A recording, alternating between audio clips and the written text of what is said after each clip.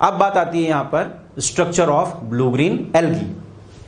समझते हैं स्ट्रक्चर को कि अगर हम जब भी ब्लू ग्रीन एल्गी के स्ट्रक्चर की बात करते हैं then it is similar to gram negative bacteria. ये इंपॉर्टेंट बात कि जब भी हम बीजीए के स्ट्रक्चर की बात करते हैं then its structure is similar to that of gram negative bacteria. और आप जानते हैं ग्राम नेगेटिव बैक्टीरिया में किस तरह की बातें की थी हमने कि वहां पर जो सेल वॉल थी वो बाइलेयर्ड थी, और बाइलेयर्ड थी तो आउटर वॉल किसकी बनी हुई थी, लाइपोपॉलीसेकेराइड की बनी हुई थी, जबकि इनर वॉल जो थी वो बनी हुई थी पेप्टिडोग्लाइकेन की। कुछ ऐसी ही बातें यहां पर आपको देखने को मिलेंगी। लेकिन बीजीए के अंदर सेल वॉल के बाहर की तरफ भी एक लेयर पाई जा रही है और उस लेयर या शीट को बोल देते हैं म्यूसिलेजिनस शीट। देखिए बाहर की तरफ की सेल वॉल है और सेल वॉल के बाहर की तरफ भी एक और लेयर मिल रही है, एक और शीट मिल रही है, that is known as mucilaginous sheet. And this mucilaginous sheet it is made up of mucopolysaccharide. किसकी बनी हुई होती है, it is made up of mucopolysaccharide. Next to this mucilaginous sheet that is the bilayered cell wall. इस bilayered cell wall में outer cell wall होती है और इनर सेल वॉल लेयर होती है। ये आउटर सेल वॉल लेयर तो बनी हुई होती है लाइपोपॉलीसेकेराइड की, जबकि इनर सेल वॉल लेयर जो बनी हुई है that is made up of peptidoglycan. ये पेप्टिडोग्लाइकेन की बनी हुई है। तो बात समझ में आ गई होगी, ये सिमिलरिटी है ग्राम नेगेटिव के जैसी, बिल्कुल डबल लेयर्ड सेल वॉल मिल रही है। Just next to this double layered cell wall there is a cell membrane, और ये सेल मेम्ब्रेन बिल्कुल यूकैरियोटिक मेम्ब्रेन की तरह ही होती है। Means it is made up of lipid and protein. It is lipoproteinaceous in nature. ये lipoprotein की भी बनी हुई होती है यहां पर। Next to cell membrane is the cytoplasm. अब ये साइटोप्लाज्म की बात आ रही है, और इस साइटोप्लाज्म में अगर हम देखें तो इस साइटोप्लाज्म में आपको देखने को मिलेंगे 70s type of ribosomes. Prokaryote है और प्रोकैरियोट है तो यहां पर भी 70s टाइप ऑफ राइबोसोम मिलेंगे। इसके अलावा यहां पर आपको देखने को मिल रहे हैं फोटोसिंथेटिक पिगमेंट्स। ये फोटोसिंथेटिक पिगमेंट्स, लेकिन ये फोटोसिंथेटिक पिगमेंट जो है वो कहां पर अटैच दिखाई देते हैं, इन थाइलेकोइड्स। ये थाइलेकोइड्स या क्रोमेटोफोर्स में। एंड दीज थाइलेकोइड्स और chromatophores they are the photosynthetic structure. तो थाइलेकोइड और क्रोमेटोफोर यहां पर होंगे जो कि फोटोसिंथेटिक स्ट्रक्चर ही हैं। एंड दीज थाइलेकोइड और chromatophores they are membranous structures which are associated with the photosynthetic pigments. और इन्हीं से एसोसिएटेड क्या है, फोटोसिंथेटिक पिगमेंट्स एसोसिएटेड हैं। फिर यहां पर आपको देखने को मिलेंगे कुछ इंक्लूजन बॉडीज। जिस इंक्लूजन बॉडी में एक तो आता है यहां पर अल्फा ग्रेन्यूल्स और दूसरा आते हैं गैस वैक्यूल्स। यहां पर लिखा हुआ है कि इंक्लूजन बॉडीज मिलेंगे, और इंक्लूजन बॉडीज में क्या क्या चीजें होंगी, एक तो अल्फा ग्रेन्यूल्स होंगे और दूसरे गैस वैक्यूल्स होंगे। अब ये जो इंक्लूजन बॉडीज होते हैं they lie freely in the cytoplasm, they are not membrane bound. इसके चारों तरफ किसी प्रकार की कोई भी मेम्ब्रेन नहीं होगी। अब इस इंक्लूजन बॉडी में सबसे पहले अगर हम इस अल्फा ग्रेन्यूल्स की बात करें then these alpha granules they are composed of cyanophycean starch. ये किसके बने हुए होते हैं, साइनोफाइसियन स्टार्च के बने हुए होते हैं। यही कारण है इनको साइनोफाइसियन ग्रेन्यूल्स भी बोल दिया जाता है। लेकिन ये जो साइनोफाइसियन स्टार्च यहां पर है it is not a true starch, it is not a starch but it is similar to that of glycogen. इसका जो स्ट्रक्चर होता है वो किसके सिमिलर होता है, ग्लाइकोजन के सिमिलर होता है, but it is not a true starch. ये ट्रू स्टार्च नहीं मानी जाएगी। तो इसका पर्पस जो हुआ अल्फा ग्रेन्यूल्स का that they store the cyanophycean starch. फिर बात आती है यहां पर गैस वैक्यूल्स की। गैस वैक्यूल्स भी एक प्रकार के इंक्लूजन बॉडीज ही हैं यहां पर, और ये गैस वैक्यूल्स का जो मेन फंक्शन यहां पर होगा दैट दे प्रोवाइड द बुएंसी। एक तरीके से बुएंसी प्रोवाइड करने में यहां पर काम करते हैं। और ध्यान रखना है आपको कि थाइलेकोइड जो है वो मेम्ब्रेन बाउंड होंगे, लेकिन अगर हम इंक्लूजन बॉडीज की बात करते हैं then these inclusion bodies they are non membranous structures. ये सराउंड नहीं होंगे किसी भी प्रकार की मेम्ब्रेन से। तो स्ट्रक्चर आपको समझ में आ गया होगा। हमने यहां से आउटर बाउंड्रीज से साइटोप्लाज्मिक कंटेंट तक की बात की।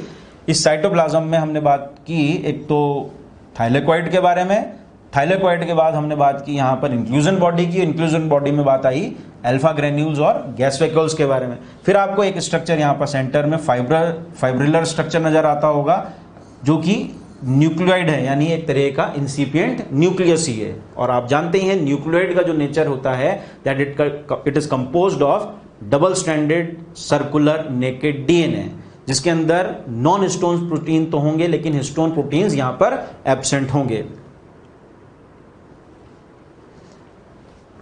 तो स्ट्रक्चर ऑफ बीजे के बाद नेक्स्ट यहां पर बीजे के अंदर नाइट्रोजन फिक्सेशन की बात आती है कि ब्लू ग्रीन एल्गी जो होते हैं they can perform the nitrogen fixation also, और नाइट्रोजन फिक्सेशन परफॉर्म करवाते हैं इसीलिए they can increase the fertility of the soil. तो बहुत इंपॉर्टेंट टॉपिक है कि some of the BGA they can perform the nitrogen fixation. और आप जानते हैं नाइट्रोजन फिक्सेशन का मतलब that they can fix the atmospheric nitrogen and convert it into the ammonia, and that ammonia finally converted into nitrogenous compound containing amino acid and nitrates, and these nitrogenous compound they can increase the fertility of the soil।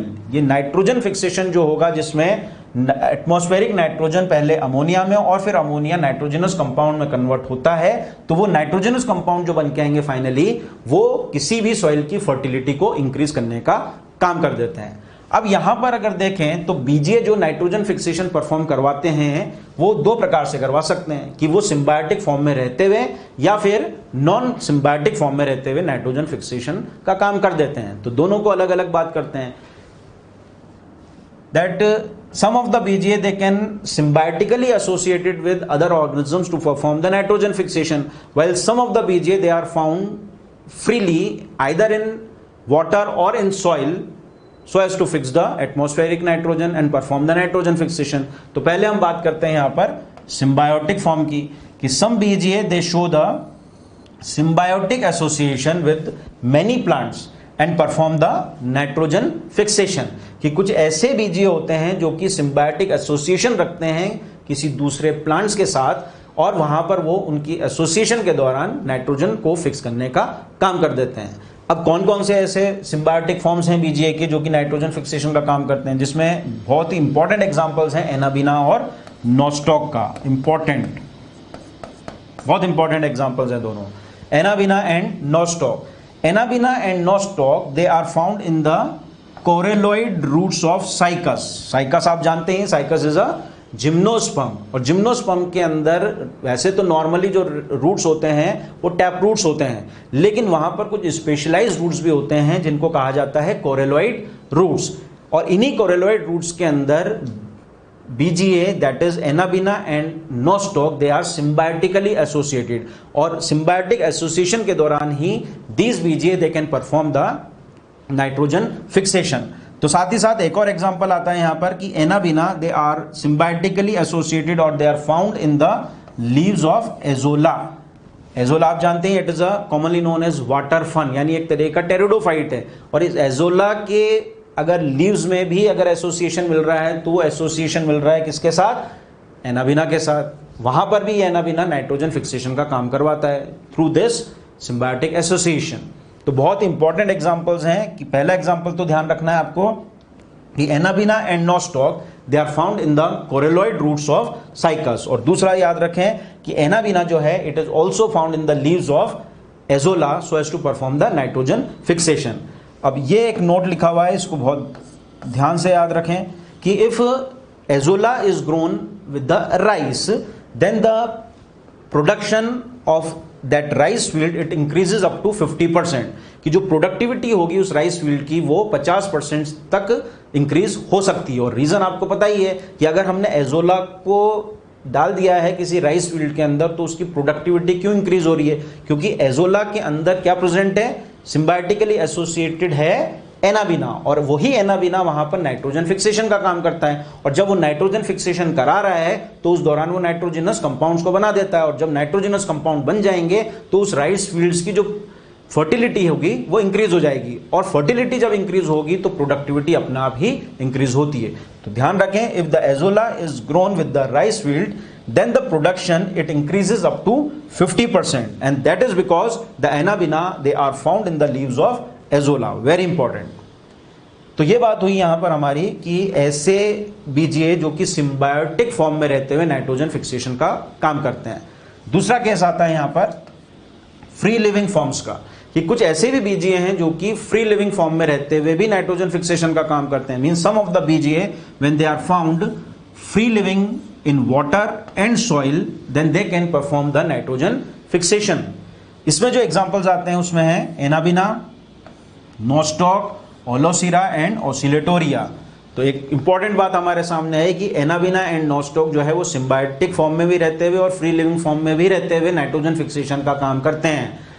अगर इसी में हम देखें तो ओलोसिरा के बारे में, कि ओलोसिरा जो है it is a BGA which is found in plenty of amount in the paddy fields, rice fields के अंदर एक प्लेंटी ऑफ अमाउंट में देखने को मिलता है। And this BGA it performs the nitrogen fixation due to which the production of rice is increased, कि ये भी एक तरीके से राइस फील्ड्स में राइस की प्रोडक्टिविटी को इंक्रीज कराने का काम करता है। साथ ही साथ ऑसिलेटोरिया भी फ्री लिविंग फॉर्म में यहाँ पर देखने को मिलता है। फ्री लिविंग फॉर्म में रहते हुए भी ये नाइट्रोजन फिक्सेशन का काम करता है and it is also fix the nitrogen in the paddy fields too. तो ये बात हुई यहाँ पर कि ऐसे बीजीए जो कि फ्री लिविंग फॉर्म में रहते हुए नाइट्रोजन फिक्सेशन कराते हैं और कोई भी सॉइल जहाँ पर वो प्रेजेंट हैं उसकी फर्टिलिटी को इंक्रीज कराते हुए क्रॉप की प्रोडक्टिविटी को इंक्रीज कर देते हैं।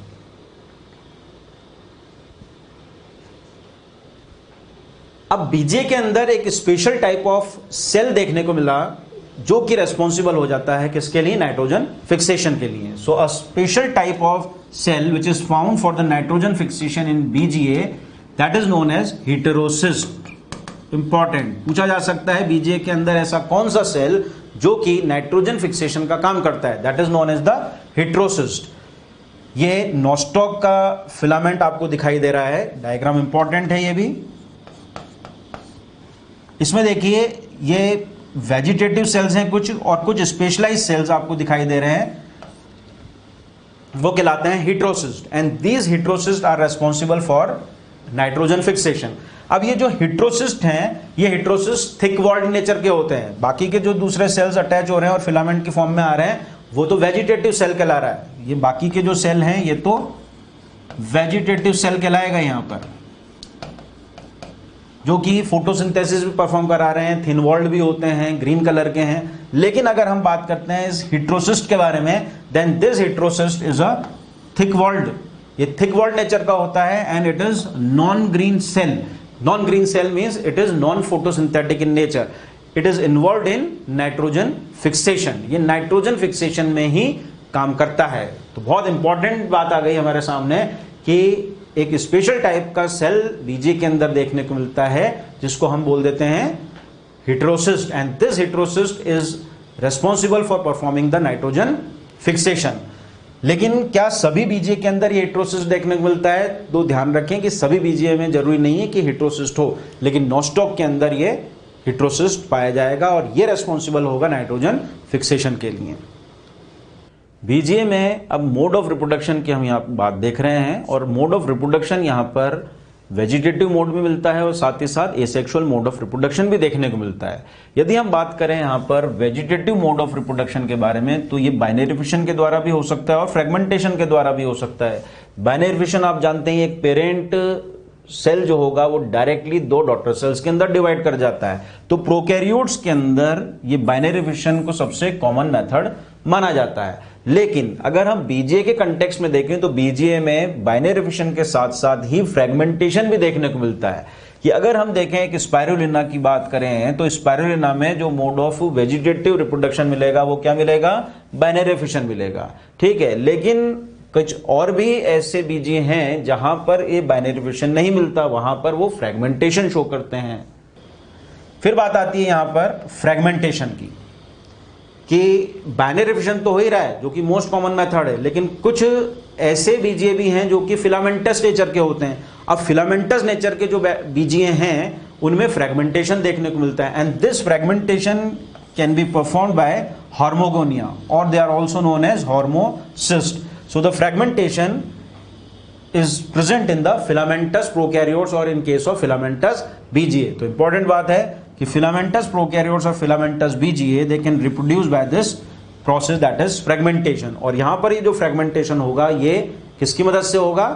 हार्मोगोनिया या हार्मोसिस्ट की मदद से होता है। अगर हम इस डायग्राम को देखें तो ये ऑसिलेटोरिया का डायग्राम है, ये फ्रेगमेंटेशन देखने को मिल रहा है oscillatoria. As you all know this oscillatoria is a filamentous BGA, और फिलामेंटस बीजीए है तो यहाँ पर फ्रेगमेंटेशन देखने को मिलता है। यहाँ हुआ क्या कि दो सेपरेशन डिस्क बन के आ गए। अब ये जो फिलामेंट पूरा है ऑसिलेटोरिया का जो फिलामेंट है, इसमें दोनों ही साइड पर ये जब सेपरेशन डिस्क बन के आ जाते हैं तो ये बीच का फिलामेंट जो बचा इसको हम बोल देते हैं हार्मोगोनियम या हार्मोगोनिया या हार्मोसिस्ट। ये सेपरेट हो जाता है और सेपरेट होने के बाद it can form the new Oscillatoria. ये वापस से एक नए ऑसिलेटोरिया का फॉर्मेशन करा देता है। यानी एक तरीके से ये फ्रेगमेंट यहां से डिटैच हुआ because of the formation of this separation disc, and this new fragment it give rise to the new filament of oscillatoria. तो यहां पर ये फ्रेगमेंटेशन हुआ एक तरीके से, इसीलिए इसका नाम है प्रोसेस का फ्रेगमेंटेशन। तो ध्यान रखें कि जब भी बाइनरी फिशन की बात आती है then this binary fission is the most common method of reproduction in case of prokaryotes, that too in BGA. लेकिन अगर हम फ्रेगमेंटेशन की बात करते हैं then this fragmentation is the method which is performed by the filamentous prokaryotes और you can say filamentous BGA, जैसे कि ऑसिलेटोरिया के अंदर। और यहां पर ये जो फिलामेंटस बैक्टीरिया या फिलामेंटस बीजीए जो है उसमें जो फ्रेगमेंट होगा जो कि डिटैच होकर एक नए बीजीए का फॉर्मेशन कराएगा, तो उस फ्रेगमेंट को हम क्या बोल देते हैं, हार्मोगोनिया या हार्मोसिस्ट। तो ध्यान रखें ये जो हार्मोगोनियम यहां पर बन के आया है ये एक फ्रेगमेंट डिटेच हुआ है और यही फ्रेगमेंट एक नए ऑसिलेटोरिया का फॉर्मेशन कराएगा।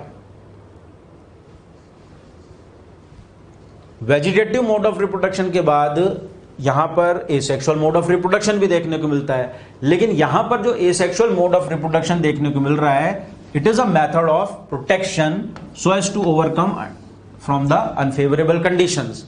कि यहां पर ये जो एसेक्सुअल मोड ऑफ रिप्रोडक्शन है ये एक तरीके का मेथड है जिसकी मदद से जो बीजीए है वह एनवायरमेंट में जो अनफेवरेबल कंडीशंस हैं उससे अपने आप को प्रोटेक्ट करने का काम कर लेता है। और ऐसे ही नोस्टॉक में देखने को मिला कि नोस्टॉक के अंदर एकाइनीड्स का फॉर्मेशन हो जाता है। That akinete formation it occurs in Nostoc and that akinete it protect और it prevent the Nostoc from unfavourable conditions. देखिए this is the filament of Nostoc और इसी फिलामेंट में कुछ स्पेशलाइज्ड थिक वॉल्ड सेल्स हो जाते हैं जिसको हम एकाइनिड्स बोलते हैं। ये एकाइनिड्स अनफेवरेबल कंडीशन में भी सरवाइव कर जाएंगे।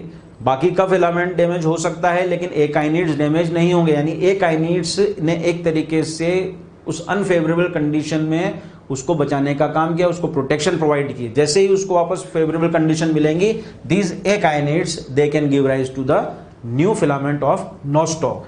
इसीलिए हमने कहा कि जो asexual mode of reproduction Nostoc के अंदर मिल रहा है वो किसकी वजह से मिल रहा है, because of the formation of akinetes and these akinetes they protect the Nostoc from the unfavourable conditions. फिर बात आती है वाटर ब्लूम्स की। वाटर ब्लूम्स का मतलब है when there will be the excessive growth of BGA in polluted water bodies. कि bloom formation तो बाकी दूसरे ऑर्गेनिज्म भी कर सकते हैं लेकिन यहां पर हम पर्टिकुलरली बीजीए की बात कर रहे हैं। When there will be the excessive growth of BGA in any polluted water body then that is known as water blooms. तो कुछ ऐसे भी बीजीए होंगे जो कि ब्लूम फॉर्मेशन करते हैं और ब्लूम फॉर्मेशन जो होगा वो कहां पर होगा, पॉल्यूटेड वाटर बॉडीज में। और कब होगा, जब कोई भी बीजीए एक्सेसिवली उन पॉल्यूटेड वाटर बॉडीज में ग्रो करना स्टार्ट कर दे। तो दो मेंबर्स यहां पर हमारे कंप्लीट होते हैं किंगडम मोनेरा के, पहला तो यू बैक्टीरिया और दूसरा ब्लू ग्रीन एल्गी। अब तीसरा मेंबर आता है यहां पर माइकोप्लाज्मा। माइकोप्लाज्मा की अगर बात की जाए तो सबसे पहले इसको डिस्कवर करने का क्रेडिट जाता है नोकार्ड एंड रॉक्स को। Nocard and Roux they studied on the cattles which were suffering from pleuropneumonia disease. कि कुछ ऐसे कैटल्स पर उन्होंने वर्क किया जो कि सफर थे किस डिजीज से, प्लूरोनिमोनिया डिजीज। और उन्होंने कहा कि जो प्लूरोनिमोनिया डिजीज इन कैटल्स के अंदर हुई है वह एक प्रकार के कुछ माइक्रो ऑर्गेनिजम्स की वजह से हुई है और उन माइक्रो ऑर्गेनिजम्स को उन्होंने नाम दिया PPLO, प्लूरोनिमोनिया लाइक ऑर्गेनिजम्स। तो ध्यान रखें कि माइकोप्लाज्मा को जो नाम PPLO दिया सबसे पहले वो नोकार्ड एंड रॉक्स ने दिया। उन्होंने ही जब कैटल्स पर स्टडी की और ऐसी कैटल्स पर स्टडी की जो कि एक डिजीज प्लूरोनिमोनिया डिजीज से सफ़र थे, तो उन्होंने कहा कि जो प्लूरोनिमोनिया डिजीज है वो कुछ माइक्रो ऑर्गेनिजम्स की वजह से है, and those micro organisms are termed as PPLO, means pleuropneumonia like organisms. बाद में नोवाक ने इन ऑर्गेनिजम्स को प्लेस किया जीनस माइकोप्लाज्मा के अंदर। Nowak put these organisms into genus Mycoplasma. Japanese scientist Doi और उनके वर्कर्स, उन्होंने सनफ्लावर में होने वाली एक डिजीज पे वर्क किया, and that disease is termed as aster yellow disease. तो ये जो एस्टर येलो डिजीज प्लांट्स में उन्होंने स्टडी करा, उन्होंने कहा कि जो प्लांट में एस्टर येलो डिजीज हो रही है वह भी माइकोप्लाज्मा की तरह ही कुछ ऑर्गेनिजम्स की वजह से हो रही है। तो उन्होंने उन ऑर्गेनिजम्स को नाम दे दिया MLO, means mycoplasma like organisms. तो ये तीन बातें यहां पर आप ध्यान रखें, एक तो PPLO के बारे में, एक माइकोप्लाज्मा जो सबसे पहले टर्म दिया वो नोवाक ने, इन्होंने इसको एक जीनस बना दिया, और डोई और उनके जो को-वर्कर्स थे उन्होंने एस्टर येलो डिजीज पर वर्क करते हुए, जो कि प्लांट्स में होती है यानी पर्टिकुलरली सनफ्लावर में होती है, उन्होंने कहा कि ये जो डिजीज हो रही है ये भी माइकोप्लाज्मा की तरह ही कुछ माइक्रो ऑर्गेनिजम्स की वजह से हो रही है। तो उन्होंने उन ऑर्गेनिजम्स को नाम दिया MLO, means mycoplasma like organism. So he named these pleomorphic organisms as MLO, or you can say mycoplasma like organisms. अब माइकोप्लाज्मा के कुछ जनरल कैरेक्टरिस्टिक्स हमारे सामने आते हैं यहाँ पर, कि माइकोप्लाज्मा जो है वो यूनिसेलर है। भाई होगा यूनिसेलर क्योंकि ये किंगडम मोनेरा का मेंबर है। आप जानते हैं कि यहाँ पर जितने भी ऑर्गेनिजम्स हैं वो सारे कैसे हैं, यूनिसेलर नेचर के हैं और सारे प्रोकैरियोट्स हैं। तो ये बात आ गई हमारे सामने कि mycoplasma they are the unicellular, they are the smallest prokaryotic organisms. ये इंपॉर्टेंट बात है कि सबसे स्मॉलेस्ट प्रोकैरियोटिक ऑर्गेनिजम्स कौन से हैं, माइकोप्लाज्मा है। सेल वॉल जो होगा यहाँ पर एब्सेंट होता है, और सेल वॉल यहाँ पर एब्सेंट है means they are surrounded by the cell membrane, केवल सेल मेम्ब्रेन ही है इसके अंदर, सेल वॉल यहाँ पर एब्सेंट होता है। And because the cell wall is absent they have the ability to change its shape, ये लगातार अपने शेप को चेंज करने की टेंडेंसी रखते हैं। यही कारण है कि ये प्लियोमॉर्फिक ऑर्गेनिजम्स भी कहलाते हैं, means they exhibits the pleomorphism. ध्यान रखें, प्लियोमॉर्फिज्म का मतलब क्या है, when the organism they have the ability to change the shape, लगातार वो अपने शेप को अगर चेंज कर सकता है। और माइकोप्लाज्मा लगातार अपने शेप को चेंज क्यों कर पा रहा है, because of the absence of cell wall. यही कारण है कि mycoplasma they are also known as joker of microbiology, इसी वजह से इनको माइक्रोबायोलॉजी के जोकर भी कहा जाता है। अब यहां पर भी जो सेल मेम्ब्रेन बनी हुई होती है, it is made up of lipoprotein, जैसे कि यूकैरियोटिक मेम्ब्रेन होगी, ठीक उसी प्रकार से माइकोप्लाज्मा में भी जो सेल मेम्ब्रेन है it is made up of lipoproteins. यहां पर भी डीएनए और आरएनए दोनों प्रेजेंट हो सकते हैं, both DNA and RNA are present, लेकिन डीएनए का जो नेचर होता है ये मेनली डबल स्टैंडर्ड और सर्कुलर नेचर का होगा, लेकिन सिंगल स्टैंडर्ड आरएनए यहां पर देखने को मिल सकता है। तो ध्यान रखें, डीएनए और आरएनए दोनों हो सकते हैं, डीएनए डबल स्टैंडर्ड सर्कुलर होगा लेकिन आरएनए सिंगल स्टैंडर्ड नेचर का होगा। अब यहां पर मोड ऑफ न्यूट्रिशन की बात करें, then there will be osmotrophic mode of nutrition, means ये सबसे पहले जो भी मटेरियल को का इंटेक करने वाले हैं उसको पहले उसको डाइजेस्ट करते हैं और फिर ऑस्मोसिस के द्वारा उसका एब्जॉर्प्शन कर लेते हैं, means firstly digest and then ingestion.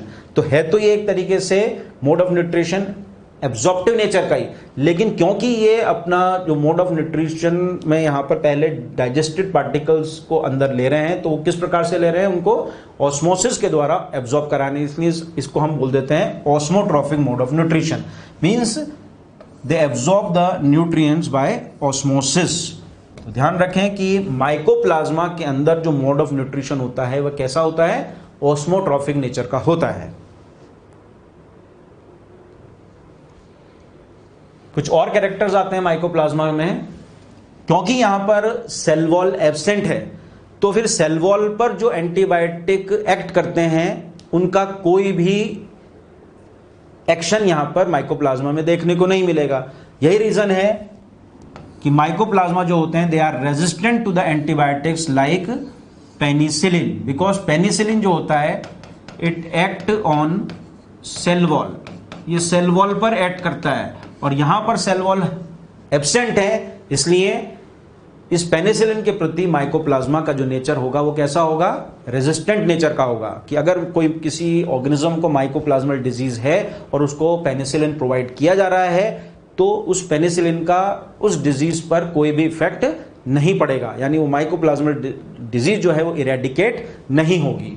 लेकिन अगर हम बात करते हैं कि फिर और कौन से एंटीबायोटिक्स हो सकते हैं जिसकी मदद से हम माइकोप्लाज्मल को खत्म कर सकते हैं या माइकोप्लाज्मल डिजीज को इरेडिकेट कर सकते हैं, तो फिर बात आती है कि ऐसे एंटीबायोटिक जो कि मेटाबॉलिक एक्टिविटीज को खत्म कर देते हैं वह माइकोप्लाज्मा को भी खत्म कर देंगे। Means they are sensitive to tetracycline and chloramphenicol because both of these antibiotics they act on the metabolic activities, क्योंकि ये दोनों ही ऐसे एंटीबायोटिक हैं जो कि मेटाबॉलिक एक्टिविटीज पर एक्ट करते हैं। यही कारण है कि माइकोप्लाज्मा जो होगा वो सेंसिटिव होगा इन दोनों के प्रति, और ये दोनों एंटीबायोटिक्स इस माइकोप्लाज्मा को खत्म कर सकते हैं। अब माइकोप्लाज्मा की बात करें तो ये सर्वाइव कर सकते हैं विदाउट ऑक्सीजन, मींस एनवायरनमेंट में ऑक्सीजन एब्सेंट है तो भी ये सर्वाइव हो सकते हैं। Species of Mycoplasma they are saprophytes और they may be parasites also. Means saprophyte और पैरासाइट आप दोनों ही जानते हैं। मीन्स सेप्रोफाइट का मतलब when they can obtain their food from dead और डिकेइंग ऑर्गेनिक मैटर, और पैरासाइट का मतलब when they can obtain their food from the living organism. तो दोनों ही तरीके के हो सकते हैं कि सेप्रोफाइट्स भी हो सकते हैं और पैरासिटिक नेचर के भी हो सकते हैं।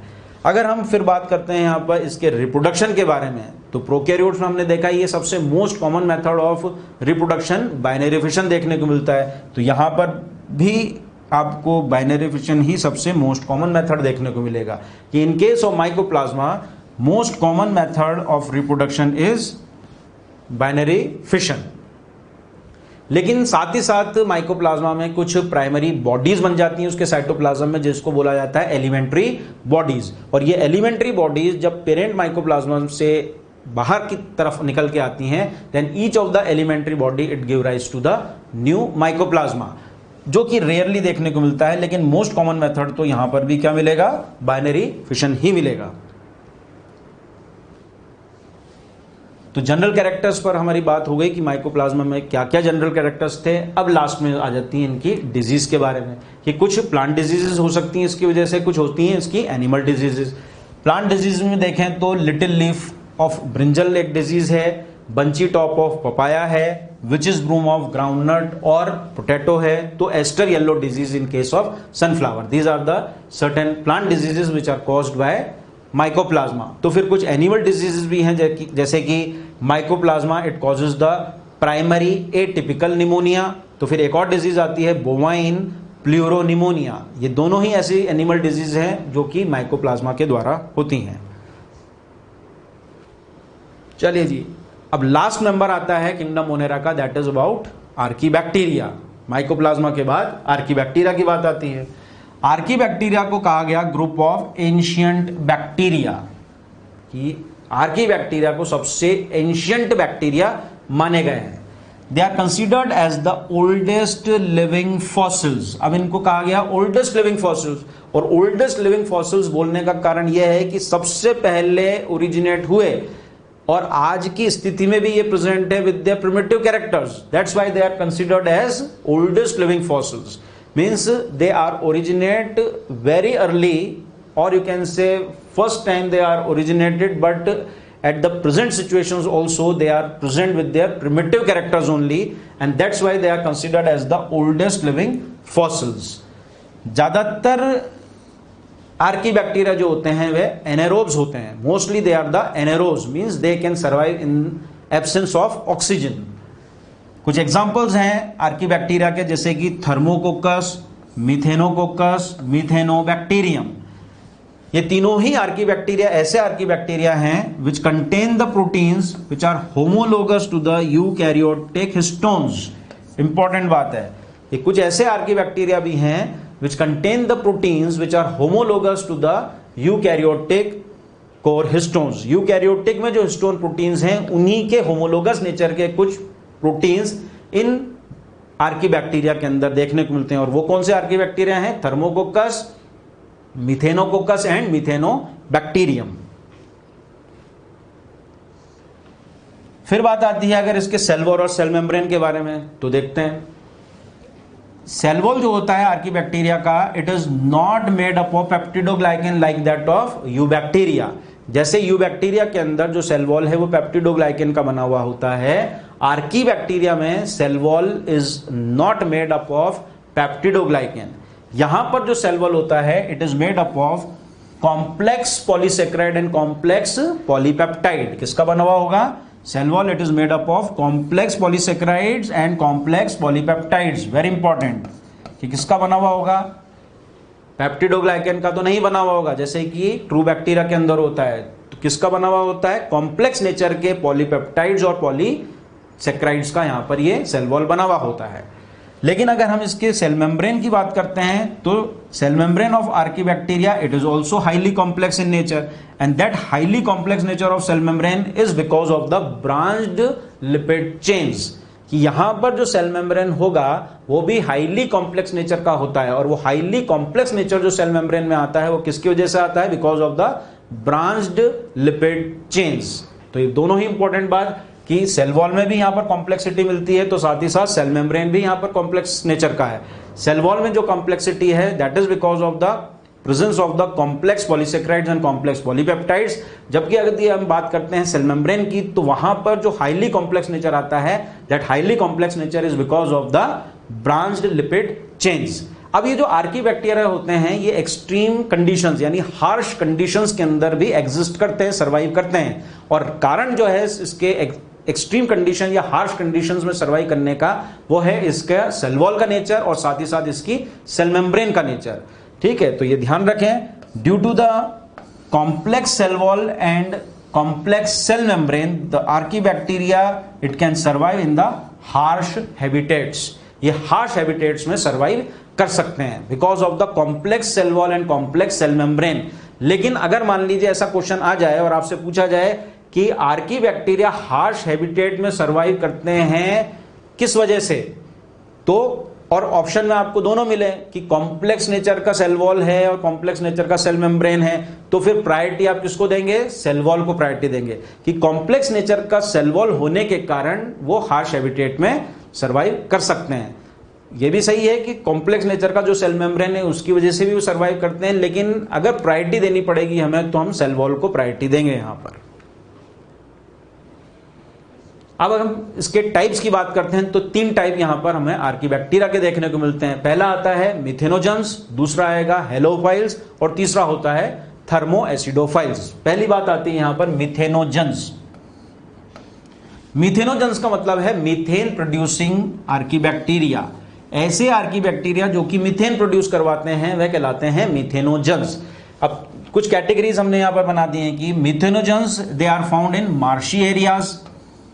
मार्शी एरियाज में कुछ मिथेनोजेंस प्रेजेंट होते हैं जहां पर वो CO2 को मीथेन में कन्वर्ट करवाते हैं, तो मार्शी एरियाज के अंदर मीथेन प्रोडक्शन करवा रहे हैं वो। लेकिन साथ ही साथ कुछ आर्कीबैक्टीरिया होते हैं which are present in the gobar gas fermenter and can produce the methane. तो गोबर गैस फर्मेंटर में वो सेल्यूलोज को मीथेन में कन्वर्ट करवाते हैं। तो दोनों इंपॉर्टेंट बात हो गई। दोनों ही केसेस में, चाहे मार्शी एरिया की बात कर रहे हैं या हम गोबर गैस फर्मेंटर की बात कर रहे हैं, दोनों ही जगह हमें क्या देखने को मिल रहा है? मीथेन प्रोडक्शन देखने को मिल रहा है। मार्शी एरिया में CO2 को कन्वर्ट किया जा रहा है मीथेन में, तो गोबर गैस फर्मेंटर के अंदर cellulose can be converted into methane. तो ये मिथेनोजेंस मार्शी एरियाज में भी हो सकते हैं और गोबर गैस फर्मेंटर में भी देखने को मिलते हैं। एग्जांपल्स की बात करें अगर हम मिथेनोजेंस की, तो एग्जांपल आते हैं मिथेनोबैक्टीरियम, मिथेनोकोकस एंड मिथेनोमाइक्रोबियम। ये एग्जांपल्स हैं मिथेनोजेंस के। तो साथ ही साथ फिर एक और बात आती है कि एक र्यूमेनोकोकस करके भी आर्कीबैक्टीरियम है विच is found in the rumen of kettles. Kettles के र्यूमेन के अंदर एक आर्कीबैक्टीरिया सिम्बायोटिकली प्रेजेंट होता है, दैट इज नोन एज र्यूमेनोकोकस। बहुत important, an archibacterium rumenococcus, it is found in the rumen of cattle and this Ruminococcus is responsible for the production of methane और you can say biogas. वहां पर वो भी methane production में काम करता है, क्योंकि जितने भी रूमिनेंट्स होते हैं यानी कैटल्स जो हैं जैसे काऊ बफेलोज, इनके अंदर सेलुलेज नहीं होता है, और सेलुलेज नहीं है तो सेलुलोज का डाइजेशन नहीं हो रहा है, तो फिर सेलुलोज को ये कन्वर्ट कौन करवाता है वहां पर? Ruminococcus. That Ruminococcus can convert that cellulose into methane in case of ruminants और यू कैन से कैटल्स।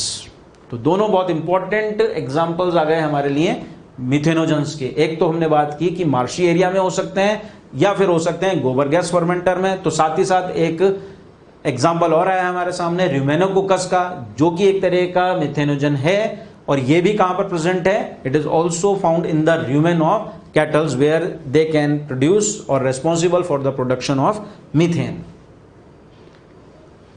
फिर बात आती है हेलोफाइल्स कि हेलोफाइल्स भी एक प्रकार के आर्कीबैक्टीरिया है which are found in extreme salty areas. High saline areas के अंदर पाए जाने वाले जो आर्कीबैक्टीरिया हैं उनको कहा जाता है हेलोफाइल्स।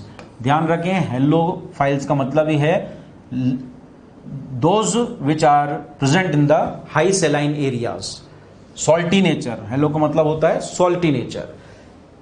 तीसरा आता है केस यहां पर थर्मो एसिडोफाइल्स। नाम से पता पड़ रहा होगा कि टेम्परेचर और एसिडिक कंडीशन से रिलेटेड बात हो रही है कि ऐसे archaebacteria which are present in the high temperature that is approximately 80 to 100 degree Celsius and present in the low pH that is present in acidic conditions, means pH जहां पर 2 है मान लीजिए, जो कि एसिडिक पीएच है। तो ऐसे आर्कीबैक्टीरिया जो हाई टेम्परेचर और लो पीएच पर एग्जिस्ट करते हैं वह कहलाते हैं thermo acidophiles. So these thermo acidophiles they are found in hot sulphur springs. Hot sulphur springs के अंदर ये थर्मो एसिडोफाइल्स देखने को मिलते हैं। And these thermo acidophiles as they are present in the hot sulfur springs, these hot sulfur springs they are found in Himalayan regions। अगर India के context में बात करें तो ये हॉट सल्फर स्प्रिंग्स जो इंडिया में देखने को मिलते हैं वो कहां पर मिलते हैं? हिमालयन रीजन्स के अंदर देखने को मिलते हैं। तो यहां पर 4 मेंबर्स की हम बात कर चुके हैं and this is all about the kingdom Monera. कि किंगडम मोनेरा में हमने यूबैक्टीरिया की बात कर ली है, साथ ही साथ ब्लू ग्रीन एल्गी की बात की है, इसके अलावा माइकोप्लाज्मा की बात हो गई हमारे, और साथ ही साथ लास्ट में हमने यहाँ पर आर्कीबैक्टीरिया की बात भी कही। लास्ट में कुछ इंपॉर्टेंट इंफॉर्मेशंस हैं रिगार्डिंग किंगडम मोनेरा, जिसमें एक बात आती है फिलामेंटस बैक्टीरिया की, that there are some of the bacteria whose body is filament like और फंजाई लाइक, जिनकी बॉडी जो है वो फंजाई लाइक यानी माइसीलियम की तरह होती है, फिलामेंटस बॉडी होती है, इसी वजह से इनको बोला गया फिलामेंटस बैक्टीरिया। यही ऐसे बैक्टीरिया हैं जिनको हम एक्टिनोमाइसिटीज भी बोल देते हैं या फिर माइकोबैक्टीरिया भी बोल देते हैं। तो इंपॉर्टेंट बात है कि आपसे पूछ लिया जाए कि फिलामेंटस बैक्टीरिया क्या होते हैं, तो filamentous bacteria are those bacterias whose body is filament like और fungi like having mycelial like body. They are also known as the actinomycetes or mycobacteria. Now these bacteria they are very important for us. Why they are very important for us? Because they are used in making the antibiotic. ज्यादातर antibiotic production का जो काम होता है वह filamentous bacteria ही करवाते हैं, और इसमें बहुत इंपॉर्टेंट एग्जांपल जो आता है हमारे सामने दैट इज स्ट्रेप्टोमाइसिस ग्रीसियस। उस स्ट्रेप्टोमाइसिस ग्रीसियस से ही एंटीबायोटिक स्ट्रेप्टोमाइसिन का प्रोडक्शन सबसे पहले करवाया गया था। तो ये एग्जांपल यहां पर लिखा हुआ भी है, Streptomyces griseus, it is the main source of antibiotic. ध्यान रखें इसकी जो सेल वॉल होती है, इसकी सेल वॉल में एक और केमिकल पाया जा रहा है that is known as mycolic acid. The cell wall of the filamentous bacteria it also contains mycolic acid, और जितने भी फिलामेंटस बैक्टीरिया हैं वो भी हिट्रोट्रॉफिक नेचर के ही होते हैं। हमने देख ही लिया कि मोस्ट ऑफ द बैक्टीरिया हिट्रोट्रॉफ, तो फिलामेंटस बैक्टीरिया जो होता है वो भी हिट्रोट्रॉफिक नेचर का ही यहां पर होगा। स्ट्रेप्टोमाइसिस के अलावा कुछ और एग्जांपल्स आप ले सकते हैं यहां पर, जैसे कि माइकोबैक्टीरियम हुआ, वेजियोटा हुआ और फ्रैंकिया हुआ। तो ये तो सारी बात हुई फिलामेंटस बैक्टीरिया के बारे में। नेक्स्ट एक और इंपॉर्टेंट पॉइंट आता है barophilic prokaryotes. Barophilic prokaryotes are those prokaryotes which grow and multiply in very deep marine sediments, जो बहुत ही डीप मैराइन सेडिमेंट्स के अंदर ग्रो करते हैं, मल्टीप्लाई करते हैं, ऐसे प्रोकैरियोट्स को कहा जाता है बैरोफिलिक प्रोकैरियोट्स। तो कभी ये पूछ लिया जाए कि क्या होते हैं बैरोफिलिक प्रोकैरियोट्स, तो ध्यान रखें कि ऐसे प्रोकैरियोट जो कि डीप मैराइन सेडिमेंट्स के अंदर ग्रो करते हैं, मल्टीप्लाई करते हैं, वे बैरोफिलिक प्रोकैरियोट्स कहलाते हैं। चलिए जी, यहां पर किंगडम मोनेरा कंप्लीट हो गया और इससे रिलेटेड हमारा जो रिवीजन था वो भी हमने कंप्लीट किया। अब यहां पर हम विटेकर के सेकंड किंगडम की बात कर रहे हैं। विटेकर ने जो 5 किंगडम क्लासिफिकेशन दिया था उसमें सबसे पहला किंगडम मोनेरा था, जिसमें सभी प्रोकैरियोट्स को रखा गया था। अब यहां पर हम जो बात करने जा रहे हैं that is about the second kingdom, that is kingdom protista. अब किंगडम प्रोटिस्टा के अंदर किनको रखा गया? यहां पर रखा गया यूकैरियोट्स को, लेकिन ये यूकैरियोट्स भी कैसे हैं? यूनिसेलर नेचर के। तो क्वेश्चन आपसे पूछा जाए कि यूनिसेलर यूकैरियोट्स को किस किंगडम में रखा जाता है, तो आंसर क्या जाएगा? प्रोटिस्टा आंसर जाता है। ठीक है, तो ये ध्यान रखें that all the unicellular eukaryotes they are present in kingdom protista. अगर हम इनके मेंबर्स की बात करते हैं तो इनके मेंबर्स कौन कौन से हो सकते हैं? Dinoflagellates, chrysophytes, and these chrysophytes they include diatoms and desmids. इसके अलावा यहां पर यूग्लिनॉइड्स भी इसमें प्लेस किए जाते हैं, स्लाइम मोल्ड्स एंड प्रोटोजोन्स। तो ये जितने भी मेंबर्स हैं ये किंगडम प्रोटिस्टा को बिलोंग करते हैं, and all these organisms they are unicellular eukaryotes. चलिए जी, आगे बात करते हैं कि किंगडम प्रोटिस्टा के जो मेंबर्स हैं उनमें प्लांट लाइक कैरेक्टर भी पाया जा रहा है किसी के अंदर, तो किसी में एनिमल लाइक कैरेक्टर्स भी पाया जाता है, तो कुछ के अंदर फंजाई लाइक कैरेक्टर भी पाया जाता है। और यही कारण है कि इस किंगडम की बाउंड्रीज को डिफाइन नहीं किया गया है। इसका मतलब the boundary lines of this kingdom they are not well defined.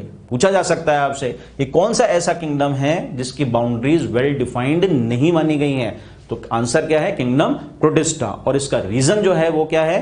क्योंकि इसकी जो मेंबर्स हैं उन मेंबर्स में कुछ प्लांट लाइक, एनिमल लाइक या फंजाई लाइक कैरेक्टर्स देखने को मिलते हैं।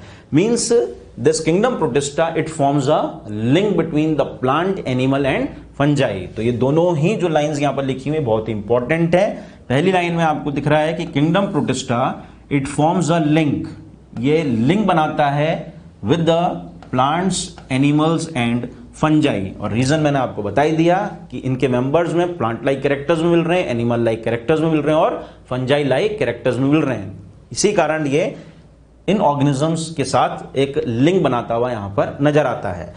क्योंकि इनके अंदर अलग अलग ऑर्गेनिजम्स के कैरेक्टर्स मिल रहे हैं, that's why the boundary lines of this kingdom they are not well defined.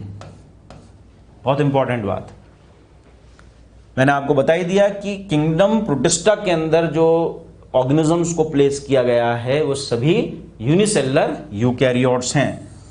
They are the unicellular eukaryotes, और you can say एसेलुलर।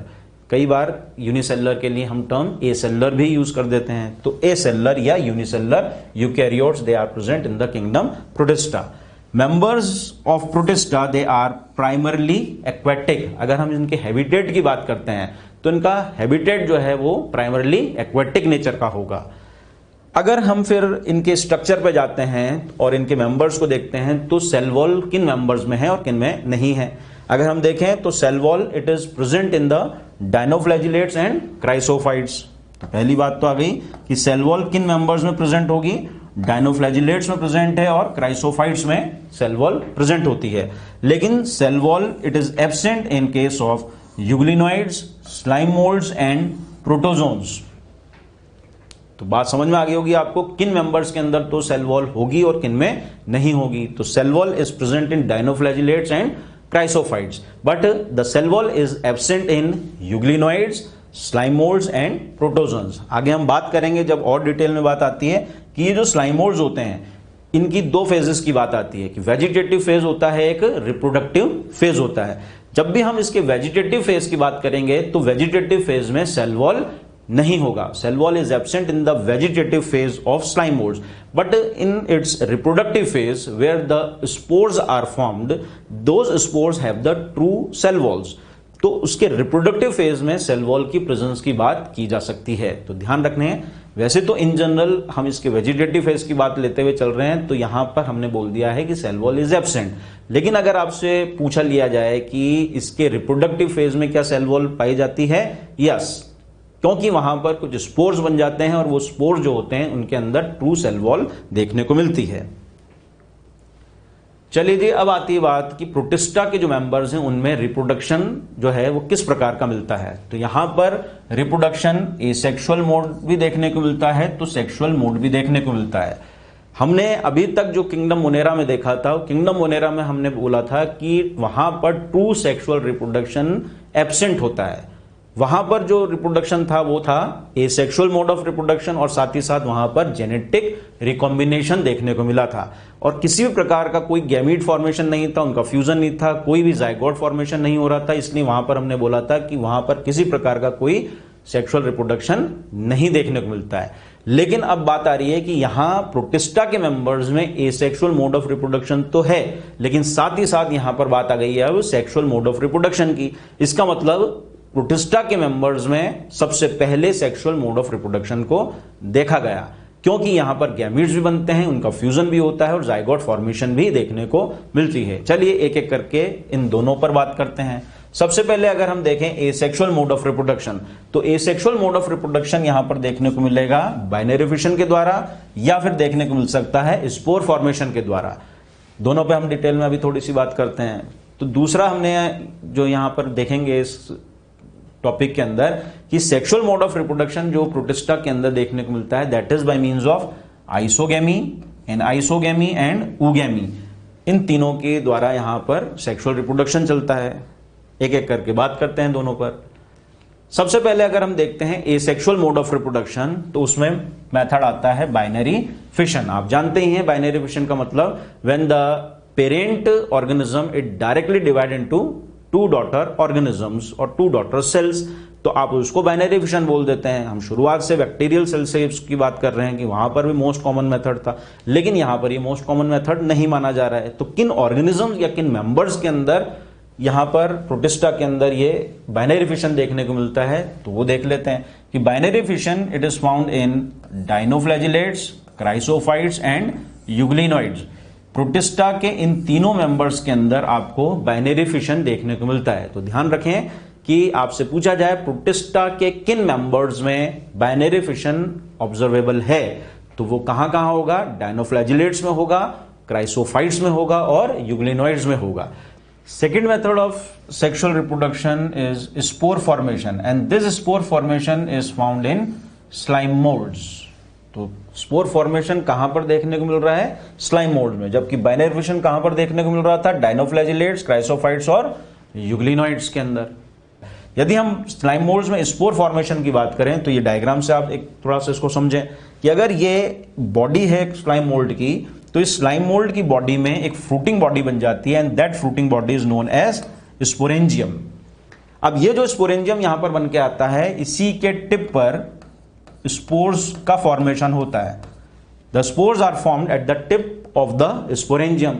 When the sporangium it gets burst, ये जब रप्चर हो जाता है, then all these spores they get released outside the sporangium into the environment. ये सभी spores कहां पर आ जाएंगे? एनवायरमेंट में आ जाते हैं after the rupturing of the sporangium.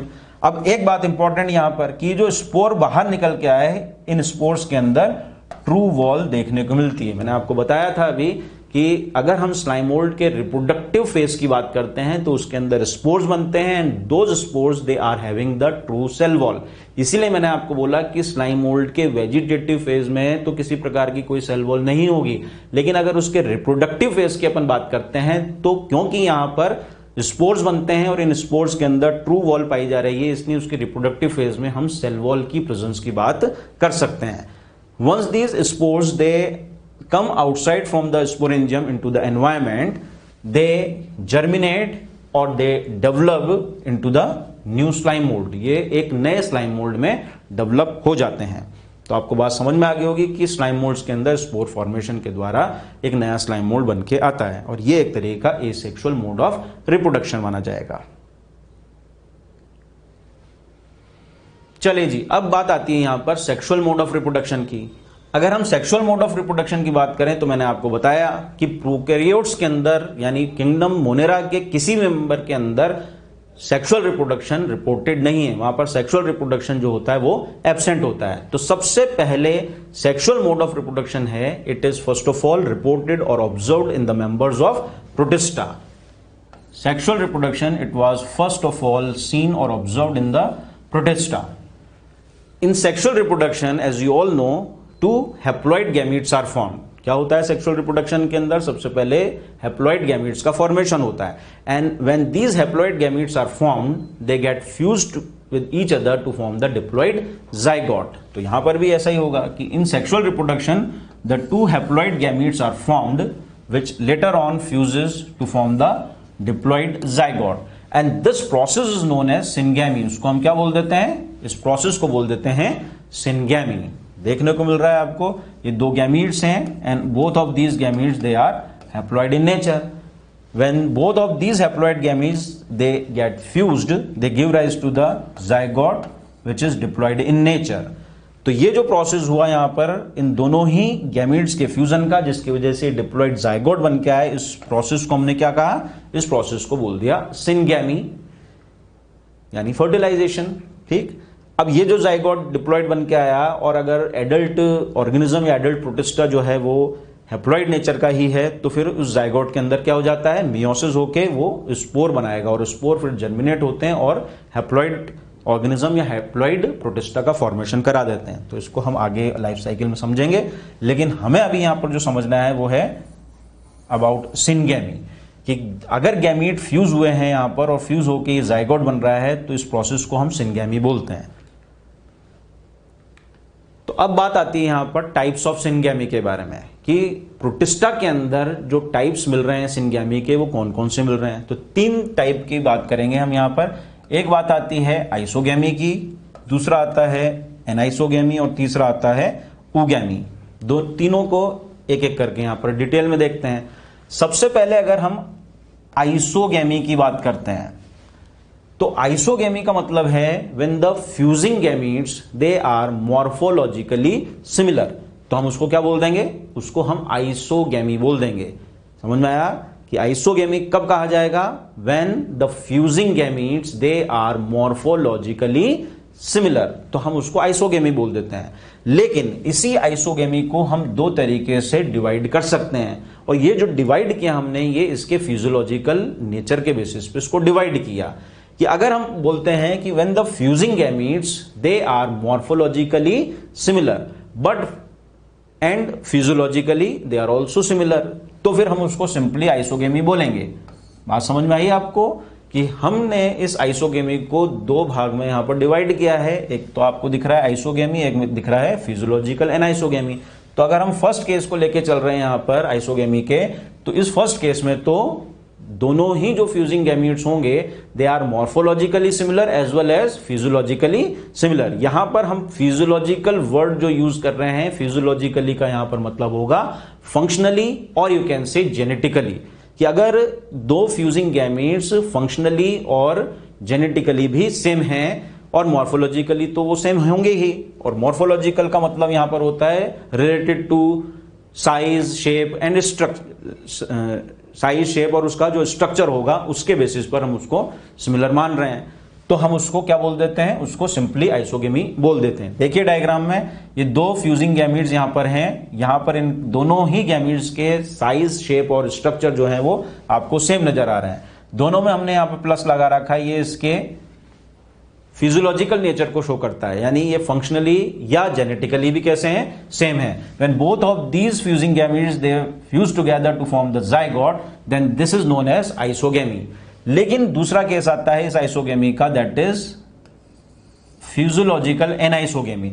अब फिजियोलॉजिकल एनाइसोगैमी की अगर बात करें तो मॉर्फोलॉजिकल सिमिलरिटी तो होगी फ्यूजिंग गैमीट्स में, लेकिन those fusing gametes they are physiologically dissimilar. तो ध्यान रखें, फिजियोलॉजिकल एनाइसोगैमी है तो एक isogamy according to morphological point of view. लेकिन अगर हम इसका फिजियोलॉजिकल पॉइंट ऑफ व्यू देखें और फ्यूजिंग गैमीट्स अगर उसमें डिसिमिलर हैं तो हम उसको क्या बोल देते हैं, उस आइसोगेमी को बोल दिया जाता है फिजियोलॉजिकल एनआइसोगेमी। तो ध्यान रखें, फिजियोलॉजिकल एनआइसोगेमी की बात आती है when the fusing gametes they are morphologically similar but physiologically dissimilar. Diagram में देखें, ये दोनों ही गैमीट्स अगर देखें इनका मॉर्फोलॉजिकल नेचर तो आपको सेम नजर आ रहा है, लेकिन यहां पर एक गैमीट्स में अपने ने प्लस को डिनोट किया है, एक को माइनस डिनोट किया है। ये इसकी इसकी फिजियोलॉजिकल डिसिमिलरिटी को शो करता है कि एक में प्लस साइन है और एक में माइनस साइन। ये शो करता है कि ये फंक्शनली या जेनेटिकल रूप से जो है ये डिसिमिलर होंगे। और ये दोनों गैमीट्स अगर यहां पर फ्यूज करते हुए जाइगोट का फॉर्मेशन करवाते हैं तो इस तरह की सिनगैमी कहलाती है फिजियोलॉजिकल एनआइसोगेमी। तो आपको क्लियर हो गया होगा कि आइसोगेमी जो हम लेके चल रहे हैं यहां पर, उसको हमने किस तरीके से यहां पर इसको दो पार्ट में डिवाइड किया है, एक तो सिंपली आइसोगेमी और दूसरा physiological anisogamy. Next type of syngamy is known as anisogamy. अब एनाइसोगेमी में बात करें तो फ्यूजिंग गैमीट्स यदि डिसिमिलर नेचर के हैं मॉर्फोलॉजिकल रूप से तो आप उसको एनाइसोगेमी बोल देते हैं। When the fusing gametes they are morphologically dissimilar तो आप उसको क्या कहेंगे, उस सिनगैमी को बोल दिया जाता है एनआइसोगेमी। अब बात आती है कि आपसे कोई पूछ ले कि फिजियोलॉजिकल नेचर की बात कैसे करें यहां पर, तो बात आती है यहां पर कि ज्यादातर इस केस में जो फ्यूजिंग गैमीट्स होंगे they are physiologically dissimilar. Mostly वो कैसे होंगे, फिजियोलॉजिकल डिसिमिलर ही होंगे। देखिए यहां पर ये दोनों ही जो डायग्राम्स हैं गैमीट्स के, इसमें एक तो लार्ज साइज्ड गैमीट है और एक स्मॉल साइज्ड गैमीट है। तो ये क्या हो गया यहां पर, इनका मॉर्फोलॉजिकल डिसिमिलरिटी को शो कर रहा है। Both of these fusing gametes they are morphologically dissimilar and when they get fused together to form the zygote then this type of syngamy is known as anisogamy। Clear है आपको differences isogamy और anisogamy में, कि isogamy में जब भी बात कर रहे थे तो मॉर्फोलॉजिकल सिमिलरिटी की बात हो रही थी और एनाइसोगेमी में जब हम बात कर रहे हैं तो मॉर्फोलॉजिकल डिसिमिलरिटी की बात हो रही है। तीसरा केस आता है ऊगेमी। अब ऊगेमी जो है ये एक तरह का एडवांस्ड एनाइसोगेमी ही है।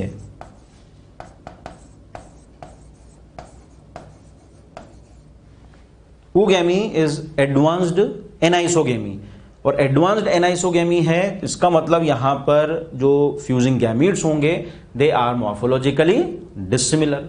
ठीक है, लेकिन ये ऊगेमी क्यों बोला इसको, या इसको एडवांस्ड एनाइसोगेमी क्यों बोला जा रहा है, तो उसका रीजन देखिए कि यहां पर जो फ्यूजिंग गैमीट्स बन के आएंगे उनको हम मेल और फीमेल गैमीट्स बोलेंगे। And both of these male and female gametes they are formed inside the reproductive structures. कि मेल गैमीट जो बनेगा वो मेल रिप्रोडक्टिव स्ट्रक्चर के अंदर बन के आता है, जबकि female gametes they are formed in the female reproductive structures. और यहां पर जो फ्यूजन होगा गैमीट्स का, the fusion of male and female gamete, it takes place inside the female reproductive structure and that female gamete it never comes outside the female reproductive structure। कि जो female gamete होगा वो कभी भी female reproductive structure से बाहर नहीं आएगा। इस कारण इसको एडवांस्ड एनाइसोगेमी बोल दिया गया है। डायग्राम से समझते हैं कि अगर ये हम बोल रहे हैं this is the female gamete, तो फीमेल गैमीट का नेचर जो होगा वो कैसा होगा, it is large and non motile in nature. कैसा होगा, वो लार्ज होगा और नॉन मोटाइल नेचर का होगा। जबकि मेल गैमीट का नेचर देखें तो male gamete it is small and motile in nature. अब जब भी ये इनका फ्यूजन होगा तो वो फ्यूजन कहां पर होगा, it takes place inside the female reproductive structure and this female gamete it never comes outside the female reproductive structure. वो फीमेल रिप्रोडक्टिव स्ट्रक्चर से कभी भी बाहर आके उस मेल गैमीट से फ्यूज नहीं होगा। जो फ्यूजन होगा वो कहां पर होगा, inside the female reproductive structure. तो जब इनका फ्यूजन होगा और जब जाइगोट बनेगा तो इस तरह का जो सिनगैमी होता है वह कहलाता है ऊगैमी। तो तीनों ही में आपको बात समझ में आ गई होगी कि बेसिक तीनों में क्या क्या डिफरेंसेस हैं। Is it clear? तो देख लेते हैं इसको एक बार फिर से कि अगर हम सबसे पहले फ्यूजिंग गैमीट्स की सिमिलरिटी की बात कर रहे हैं, फ्यूजिंग गैमीट्स अगर मॉर्फोलॉजिकल सिमिलर हैं तो हम उसको सिंपली आइसोगेमी बोल देते हैं। लेकिन हमने उसको दो तरीके से यहाँ पर डिवाइड किया और वो फिजियोलॉजिकल बेसिस पे उसको डिवाइड किया कि अगर बोलते हैं कि when the fusing gametes they are morphologically similar and as well as they are physiologically similar, तो आप उसको आइसोगेमी ही बोल देंगे। लेकिन अगर दूसरा केस इसमें लेते हैं कि when the fusing gametes they are morphologically similar but they are physiologically dissimilar, तो हम उसको क्या बोल देते हैं, फिजियोलॉजिकल एनाइसोगेमी। दूसरा केस जो हमने लिया दैट इज एनाइसोगेमी। यहां पर हमने देखा कि when the fusing gametes they are morphologically dissimilar and in most of the cases they are physiologically dissimilar also, then that case is known as anisogamy। और तीसरा केस हमने लिया oogammy जिसको हम advanced anisogamy भी बोल रहे हैं, और यहां पर जो फ्यूजिंग गैमीट्स होंगे वो morphologically dissimilar ही होंगे, साथ ही साथ फिजियोलॉजिकल डिसिमिलर भी होंगे। लेकिन इस केस में जो गैमीट्स बन के आएंगे they are formed inside the respective reproductive structure, अपने अपने रेस्पेक्टिव रिप्रोडक्टिव स्ट्रक्चर्स में वो गैमीट्स बनेंगे। और यहां पर जो फीमेल गैमीट होगा वो लार्ज साइज्ड होगा, नॉन मोटाइल होगा and it never comes outside the female reproductive structure and the fusion of male and female gametes it takes place always inside the female reproductive structure. और इसी को हम क्या बोल देते हैं, इसको बोल दिया जाता है oogammy। चलिए जी, सिनगेमी यानी फर्टिलाइजेशन के बाद यहां पर बात आती है कि प्रोटिस्टा के मेंबर्स में किस प्रकार की लाइफ साइकिल्स देखने को मिलती है। तो यहां पर बेसिकली दो तरह की लाइफ साइकिल्स देखने को मिलती है। एक तो मिलती है हैप्लॉन्टिक नेचर की साइकिल और दूसरी मिलती है यहां पर डिप्लॉन्टिक नेचर की साइकिल। दोनों को देखते हैं। सबसे पहले अगर हम देखें हैप्लॉन्टिक लाइफ साइकिल को, तो देखिए साइकिल के अंदर कि अगर मान लीजिए जो एडल्ट प्रोटिस्टा है it is haploid in nature, अगर उसकी बॉडी जो है वो हैप्लॉइड नेचर की है और उसको गैमीट फॉर्मेशन करवाना है तो सिंपली क्या परफॉर्म करेगा, that adult protistan it perform the mitosis. और माइटोसिस एक तरह का इक्वेशनल डिवीजन है तो chromosome number remains the same. तो हैप्लॉइड एडल्ट बॉडी के अंदर जब माइटोसिस होगा then they give rise to haploid gametes, वो हैप्लॉइड गैमीट्स ही फॉर्म हो जाएंगे वहां पर। When these haploid gametes they fertilize they give rise to the diploid zygote. वो क्या बना देगा, वो डिप्लॉइड जाइगोट बना देगा। अब क्योंकि जाइगोट की जो प्लॉइडी है वो डिप्लॉइड है, यहां पर नंबर ऑफ क्रोमोसोम जो हुए अब क्या हो गए, फर्टिलाइजेशन के बाद नंबर ऑफ क्रोमोसोम डबल हो गए। तो अब यहां पर जाइगोट की प्लॉइडी 2n हो चुकी है यानी डिप्लॉइड हो चुकी है, लेकिन जो एडल्ट प्रोटिस्टन है वह हैप्लॉइड नेचर का है। तो यहां पर अब रिडक्शनल डिवीजन की बात आती है कि नंबर ऑफ क्रोमोसोम को यहां पर हाफ करना पड़ेगा। तो इस जाइगोट के अंदर मियोसिस होगा और मियोसिस होगा तब जाके वो एडल्ट ऑर्गेनिज्म हैप्लॉइड बन के आएगा। So the meiosis which occurs inside the zygote so as to form the haploid adult, then that meiosis is known as zygotic meiosis। उस meiosis को क्या बोल दिया जाता है, zygotic meiosis बोल दिया जाता है। तो फिर इस पूरी लाइफ साइकिल में यह देखने को मिल रहा है कि केवल मात्र जाइगोट ही एक ऐसा स्ट्रक्चर है जो कि डिप्लॉइड फेज को शो करता है। Means the zygote is the only structure that shows the diploid phase और diploid generation. Remaining structures they are haploid, बाकी के जितने भी स्ट्रक्चर्स यहां पर हैं वो हैप्लॉइड ही हैं। तो एक तरीके से यहां पर हैप्लॉइड फेज या हैप्लॉइड जनरेशन की डोमिनेंसी है, इसलिए इस लाइफ साइकिल को क्या बोल दिया जाता है, इस लाइफ साइकिल को बोल दिया जाता है हैप्लॉन्टिक लाइफ साइकिल। और हैप्लॉन्टिक लाइफ साइकिल का जो कैरेक्टरिस्टिक फीचर है that is the presence of zygotic meiosis, कि यहां पर क्या देखने को मिलेगा इस लाइफ साइकिल में, जाइगोटिक मियोसिस देखने को मिलेगा। तो आपको समझ में आ गया होगा कि हैप्लॉन्टिक लाइफ साइकिल किसको बोला जा रहा है और हैप्लॉन्टिक लाइफ साइकिल के अंदर जो मियोसिस होगा वो किस नेचर का होता है। Is it clear? कि ध्यान रखें कि हैप्लॉन्टिक लाइफ साइकिल के अंदर जो मेन बॉडी होगी ऑर्गेनिज्म की वो किस नेचर की होगी, हैप्लॉइड नेचर की होगी। और हैप्लॉइड से गैमीट्स बनाने हैं तो वहां पर वो माइटोसिस परफॉर्म करवाते हुए वो गैमीट्स बना लेगा। और जब गैमीट्स बन चुके होंगे तो उनका फ्यूजन होगा और फ्यूजन होने के बाद वो डिप्लॉइड जाइगोट तो बना देगा। लेकिन जब उसको हैप्लॉइड ऑर्गेनिज्म वापस बनाना होगा तो जाइगोट के अंदर क्या होगा, मियोसिस होगा। और उसी मियोसिस को क्या बोला जाता है, जाइगोटिक मियोसिस बोला जाता है। तब जाके वो जो मेन बॉडी बन के आएगी एडल्ट ऑर्गेनिज्म की, वो कैसी बन के आएगी, वो हैप्लॉइड बन के आ जाती है। इस लाइफ साइकिल को बोल दिया गया हैप्लॉन्टिक। अगर हम प्रोटिस्टा के मेंबर की बात करें तो फॉर एग्जांपल डायनोफ्लैजिलेट्स के अंदर आपको हैप्लॉन्टिक नेचर की लाइफ साइकिल देखने को मिलेगी। तो ध्यान रखें इसमें कि हैप्लॉन्टिक नेचर की जो लाइफ साइकिल है वो कहां पर देखने को मिल रही है, इन डायनोफ्लैजिलेट्स, ये डायनोफ्लैजिलेट्स के अंदर देखने को मिल जाएगी। दूसरा जो लाइफ साइकिल का पैटर्न प्रोटिस्टेंट्स के अंदर देखने को मिलता है that is known as diplontic life cycle. अब हैप्लॉन्टिक आपको समझ में आ गई तो डिप्लॉन्टिक में कोई दिक्कत है ही नहीं। देखिए डिप्लॉन्टिक लाइफ साइकिल की जब भी हम बात करते हैं तो एडल्ट ऑर्गेनिज्म या एडल्ट प्रोटिस्टेंट जो होगा वो डिप्लॉयड नेचर का होगा। अब यहां पर मेन बॉडी कैसी है, एडल्ट बॉडी कैसी है, डिप्लॉयड नेचर की। और यहां पर गैमीट फॉर्मेशन करवाना होगा तो उसके अंदर होना होगा रिडक्शनल डिवीजन यानी मियोसिस। तो इस एडल्ट प्रोटिस्टेंट जो कि डिप्लॉयड नेचर का है, it undergo meiosis to give rise to the haploid gametes. तो क्योंकि यहां पर गैमीट को बनाने के लिए मियोसिस हुआ है, इसलिए इस मियोसिस को बोल दिया जाता है गैमीटिक मियोसिस। क्या बोल देंगे इसको बोल देंगे gametic meiosis. Once these gametes are formed which are haploid in nature, they undergo fertilization to give rise to the diploid zygote. इन गैमीट्स में फर्टिलाइजेशन होगा और वो क्या बना देगा, डिप्लॉयड जाइगोट को बना देगा। अब क्योंकि जाइगोट का नेचर भी डिप्लॉयड है और जो एडल्ट बॉडी बन के आनी है वो भी डिप्लॉयड ही बन के आनी होगी, तो यहां पर क्रोमोसोम नंबर अब कैसे हैं, सेम है यहां पर कि वो जाइगोट भी डिप्लॉयड है और एडल्ट बॉडी भी डिप्लॉयड ही बननी चाहिए। अब ये जो डिप्लॉयड जाइगोट यहां पर बना और एडल्ट भी क्या बनाना है, यहां पर डिप्लॉयड ही बन के आना चाहिए। तो इस डिप्लॉयड जाइगोट के अंदर ग्रोथ होगी और ग्रोथ होने के कारण ये डिप्लॉयड एडल्ट का फॉर्मेशन यहां पर करवा देगा। इस तरह की लाइफ साइकिल में हमने ये देखा कि गैमीट्स जो बन के आ रहे हैं they are the only haploids, बाकी के रिमेनिंग जो स्ट्रक्चर्स हैं दे आर द डिप्लॉयड। तो बहुत इंपॉर्टेंट बात यहां पर आई कि जो डोमिनेंसी है इस लाइफ साइकिल में वो डिप्लॉयड जनरेशन की डोमिनेंसी है।